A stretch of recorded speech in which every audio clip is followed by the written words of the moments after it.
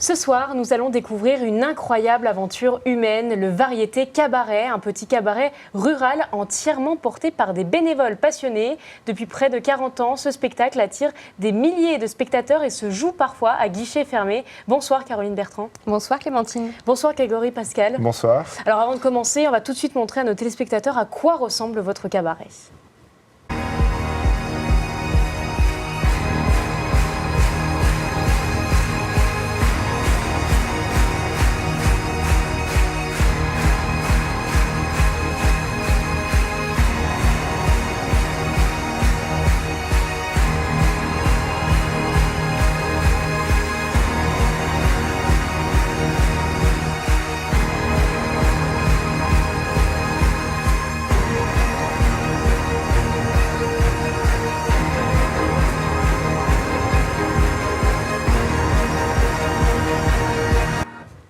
Alors on vient d'en prendre plein les yeux avec ces belles images, mais vous qui êtes au départ du projet, quelle est votre définition du Variété Cabaret ? Eh bien, le Variété Cabaret, on est une association loi 1901, composée uniquement de bénévoles, et on propose des repas spectacles, en fait, à la salle des fêtes de Longchamp-sur-Augean, à peu près un samedi sur deux, pendant 1 an et demi. Votre but, c'était de créer un spectacle rural ? Ah oui, je pense qu'on vient à Longchamp principalement pour voir le Variété Cabaret, parce qu'on est dans une campagne où il y a 400 habitants à peu près. C'est ça, ouais. Donc, c'est vrai que ça anime le village depuis un certain nombre d'années maintenant. C'est vrai que c'est une grande fierté pour nous de pouvoir activer aussi tout le réseau qui est autour de cette association-là. Et c'est vrai que c'est formidable pour nous, du coup. Alors justement, vous le dites, des années. Quels sont les secrets de votre longévité ? Parce que ça fait près de 40 ans que vous êtes en place. Eh bien, effectivement, donc on est passionné depuis de nombreuses années. Et c'est l'engouement, je pense, tous les ans qui fait qu'on a cette passion qui est de plus en plus grandissante. Et effectivement, le public nous renvoie des choses formidables puisque 1 an avant justement la présentation, tout est complet et c'est une grande fierté pour nous. Et du coup, c'est ce qui nous challenge tous les ans à essayer de se remobiliser pour proposer quelque chose de qualité, quoi. Et puis, le spectacle est quand même de plus en plus perfectionné dans les détails, mais grâce aux gens. Parce qu'en fait, plus on a de monde qui vient nous voir, plus on peut réinvestir, puisqu'on ne doit pas avoir de bénéfices, vu que c'est une association loi 1901.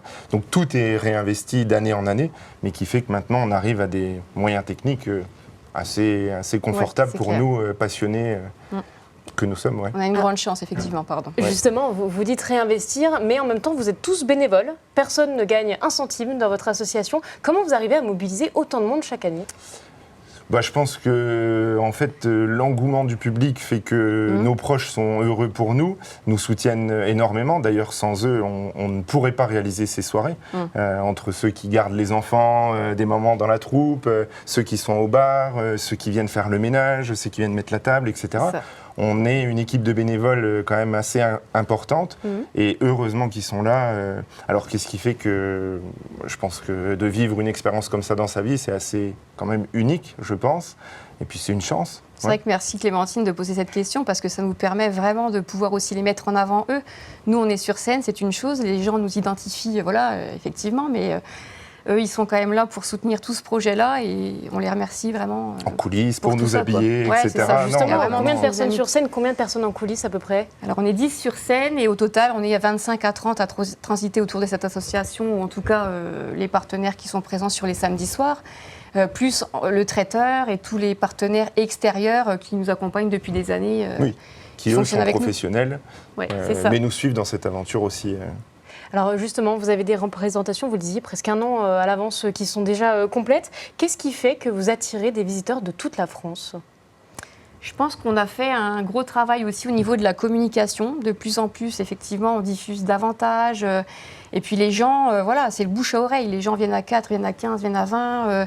Mais je pense que c'est la com. On a un graphiste aussi qui fonctionne avec nous depuis quelques années. Et du coup, ça ne fait qu'accentuer cette dynamique-là. Et je pense que c'est la communication et beaucoup de bouche à oreille qui fait que ça perdure comme ça et que ça prend de l'ampleur de plus en plus. Avec le temps, je pense que l'image est de plus en plus pro, entre guillemets, semi-pro, on va dire. Et comme le dit Caro, oui, les réseaux sociaux, c'est important et c'est un truc de dingue comment ça fonctionne. Et ça nous dépasse, même quand on voit des spectateurs, pas des téléspectateurs, mais venir nous voir de Bretagne ou du Loir-et-Cher ou autre. On a des Corses, on a des Belges, c'est assez surprenant pour nous, quoi, parce que c'est encore une étape. Dépasse, ouais. Et vous pensez qu'au niveau du spectacle, il y a quelque chose qui change, qui fait que voilà, on n'est pas sur un cabaret parisien traditionnel, on est sur quelque chose de nouveau? On nous le renvoie, en tout cas ça, parce que je pense qu'on est proche des gens. Alors je ne dis pas qu'à Paris, ils ne sont pas proches des gens, mais on est comme eux, c'est ce qu'on dit toujours, on fait au mieux, ils s'identifient à nous. Et puis, ils nous le renvoient, ce côté chaleureux, populaire, qu'on peut transmettre sur scène, mais aussi dans la salle avec toutes les animations. Le public est partie prenante de notre spectacle. La proximité, vraiment, effectivement, fait que les gens adorent finalement être dans nos soirées. Et puis nous, c'est vrai qu'on est vraiment toujours proche d'eux parce que c'est familial et ça reste quelque chose d'accessible un peu pour tout le monde. Et effectivement, ça fonctionne très, très bien. Vous, en tant qu'artiste, vous le ressentez concrètement? Vous faites quoi sur scène, en quelques mots?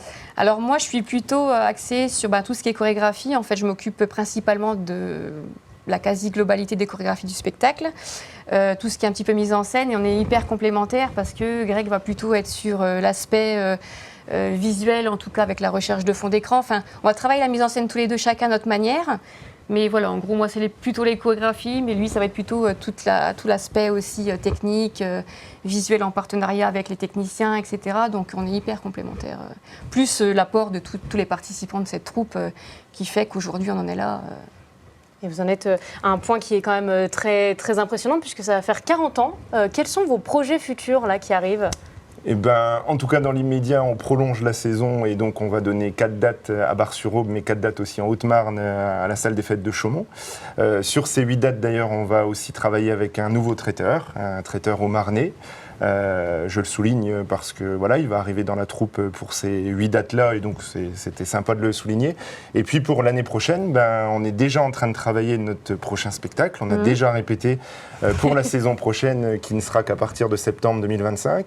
Mais on veut marquer le coup pour les 40 ans, comme on veut marquer le coup tous les ans. Mais on essaye de pas baisser en gamme, au contraire, de toujours épater les gens et que ça soit de plus en plus beau au niveau visuel, au niveau des costumes, donc c'est un vrai travail de recherche qui prend du temps. C'est clair, mais on aime tellement ça que voilà. Puis on a eu aussi un truc après Covid aussi. Enfin, ça a marqué aussi quelque chose où effectivement on sait que les gens ont eu envie de se divertir, de se distraire. Oui.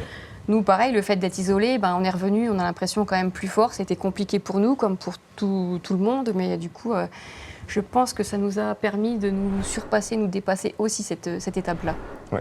Eh bien, écoutez, merci d'avoir été avec nous et on espère que cette montée en puissance va continuer. Merci Clémentine. C'est la fin de votre édition. Merci de nous avoir suivis. Tout de suite, la météo.